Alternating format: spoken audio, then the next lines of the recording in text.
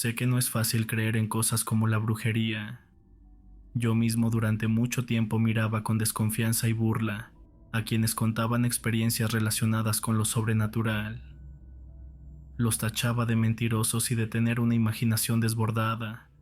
Por eso todavía me cuesta aceptar lo que nos ocurrió a mi esposa y a mí hace algunos años. Verdaderamente el solo recordarlo me eriza la piel por completo.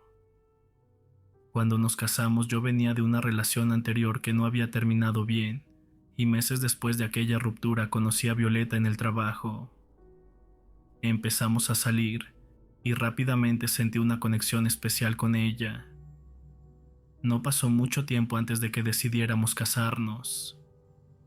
Pensamos que todo saldría bien, pero desde el inicio su familia se mostró negativa, sobre todo por la diferencia de edad entre nosotros. Después de varios meses logramos que su madre y su hermano mayor aceptaran nuestra relación y nos dieran su bendición a regañadientes. Aparentemente todo marchaba de la mejor manera. Sin embargo, pocos días después de comenzar nuestra vida juntos, Violeta empezó a enfermar. Al principio no lo tomamos con demasiada seriedad pensando que era algo pasajero, pero con el tiempo su salud se deterioró rápidamente. Afortunadamente contábamos con seguro social, así que la llevé a médicos y especialistas y le hicimos múltiples exámenes. A pesar de seguir un tratamiento, su estado empeoró demasiado, al punto de requerir hospitalización durante casi una semana. Al finalizar la dieron de alta sin un diagnóstico específico, pues los médicos no sabían qué tenía ni qué más podían hacer. Desesperado llamé a su madre para pedirle ayuda, ya que necesitaba volver al trabajo y seguir buscando opciones médicas. Ella no dudó en venir, y junto con su hijo Ramón tomó el primer autobús desde la zona de Izúcar de Matamoros. Esa misma tarde llegaron, y sin perder tiempo fueron directamente a nuestra habitación para quedarse con Violeta. Me aseguraron que la cuidarían durante toda la noche, así que aproveché para descansar un poco. Hacía semanas que no lograba dormir bien, así que me recosté en el sofá de la sala y caí rendido.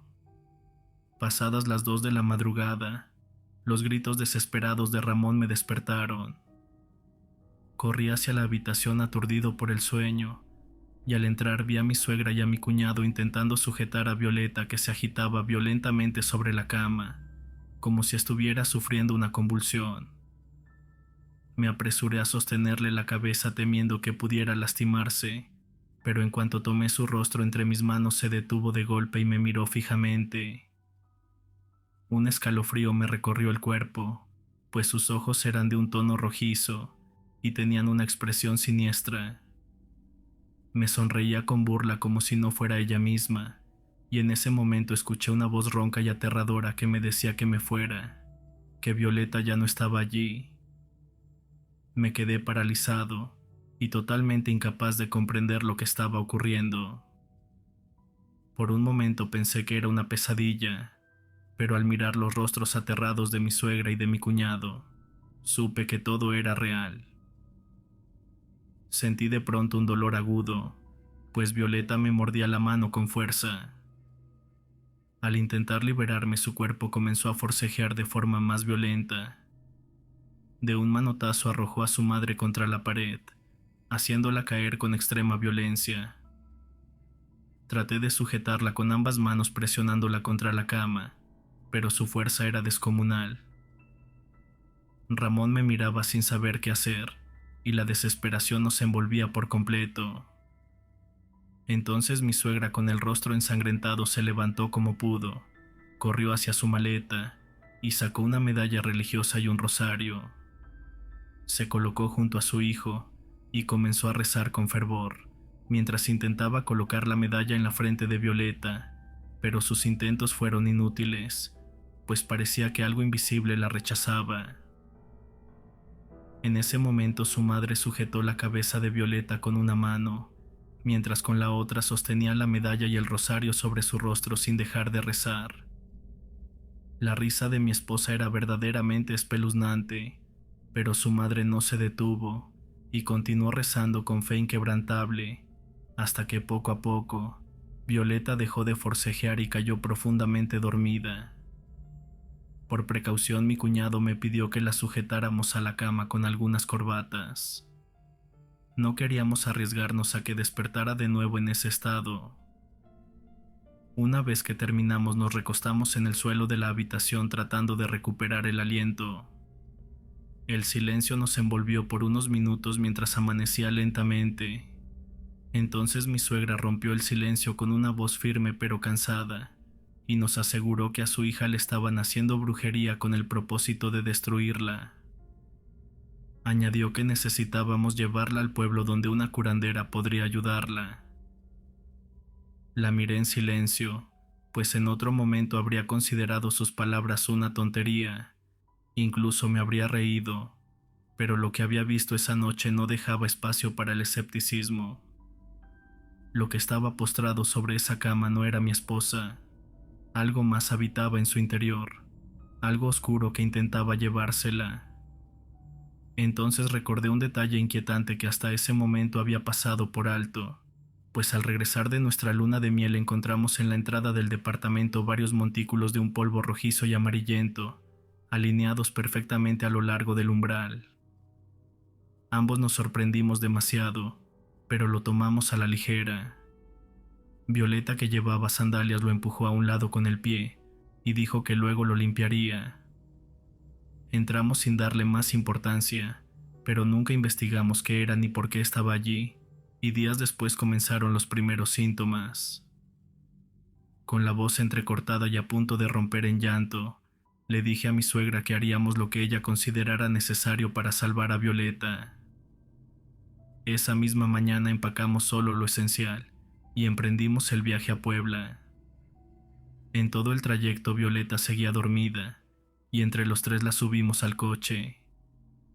Por momentos abría los ojos, pero parecía perdida y atrapada en una pesadilla de la que no podía despertar. En menos de 2 horas llegamos al pueblo, pero no fuimos directamente a casa de mi suegra. Ella me indicó otras calles hasta que finalmente detuvimos el auto frente a una antigua vivienda en las afueras del pueblo. Me pidió que la acompañara, pero a pocos pasos de la entrada me detuvo y me pidió que esperara ahí. Tocó la puerta y al poco rato una anciana la recibió. Desde donde estaba no podía escuchar lo que decían, pero por los gestos de la mujer parecía que se negaba a brindarnos su ayuda. De repente vi a mi suegra caer de rodillas, llorando y suplicando con desesperación. Instintivamente me acerqué con ella, pero justo entonces la anciana la tomó del brazo y la ayudó a levantarse. Solo alcancé a escuchar que la esperaba esa noche, y mi suegra, demasiado agradecida, la colmó de bendiciones. Luego regresamos al auto sin decir una palabra y nos dirigimos a casa de mi suegra. Apenas acostamos a Violeta pareció despertar. Al principio nos miró a los tres con desconcierto, como si no entendiera dónde estaba, pero en cuestión de segundos su expresión cambió. Una sonrisa burlona se dibujó en su rostro, y aquella risa macabra volvió a salir de su garganta. Su mirada, que ahora estaba cargada de una maldad indescriptible, se posó sobre mí, helándome el alma por completo. La sujetamos de inmediato porque no quería volver a vivir lo de la noche anterior. La abracé con todas mis fuerzas, quebrado por el dolor, llorando como un niño sin consuelo. Entonces de nuevo aquella voz sombría me habló al oído, susurrándome que me fuera porque Violeta ya no estaba. La apreté más fuerte, como si con mi abrazo pudiera arrancarla de las garras de esa presencia. La voz siguió hablándome intentando quebrarme, hasta que pareció agotarse. En ese momento, cuando las hermanas de Violeta entraron en la habitación, Ramón, sin decir nada, me tomó del brazo y me sacó de allí. Aquella noche subimos a Violeta al carro para llevarla con la curandera. Estaba pálida, con la piel casi translúcida, y su respiración era tan débil que parecía desvanecerse lentamente entre nuestros brazos. El miedo me calaba hasta los huesos, pero conduje lo más rápido que pude hasta aquella vivienda solitaria en las afueras del pueblo. Al llegar, mi suegra se adelantó para conversar con la señora, mientras Ramón y yo llevábamos a Violeta hasta una habitación del fondo, donde la recostamos sobre una cama junto a un altar improvisado. Encima de la mesa había veladoras encendidas y un anafre humeante con varios pocillos. Toda la casa estaba impregnada por el olor intenso del incienso, mezclado con otro aroma más amargo y penetrante que llenaba el aire con una atmósfera pesada. Allí nos esperaba la anciana curandera de pie junto al altar, acompañada por otra mujer de menor edad.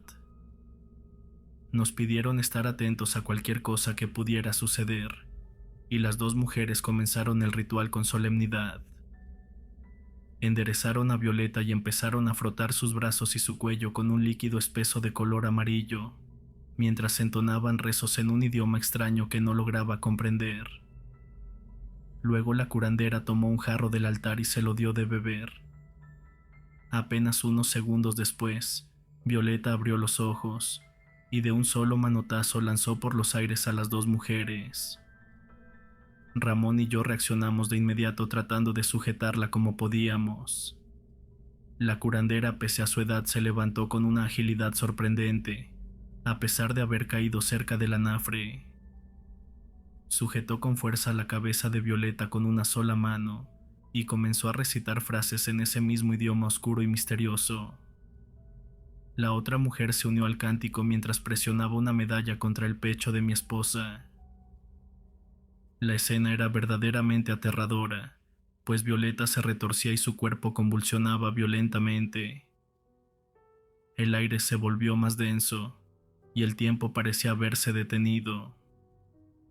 Finalmente, tras unos minutos que se sintieron eternos, su cuerpo se desplomó sobre la cama y empezó a convulsionar por última vez, para luego quedar completamente inmóvil. En ese momento la curandera nos pidió que saliéramos, pues continuarían solas con la curación. Ramón y mi suegra prácticamente me arrastraron fuera de la habitación. Desde el otro lado de la puerta escuchábamos aquella risa macabra, intercalada con palabras guturales que estremecían hasta el alma. Finalmente, cuando el primer rayo de luz atravesó la ventana, la puerta se abrió para nosotros. Corrí hacia la cama y Violeta estaba despierta. Tenía los ojos abiertos en su totalidad, pero esta vez eran los suyos. Ya no había oscuridad en su mirada. Me observaba con dulzura y sin rastro del horror que la había poseído. Me preguntó con voz suave dónde estaba, y me di cuenta que su tono era normal y verdadero.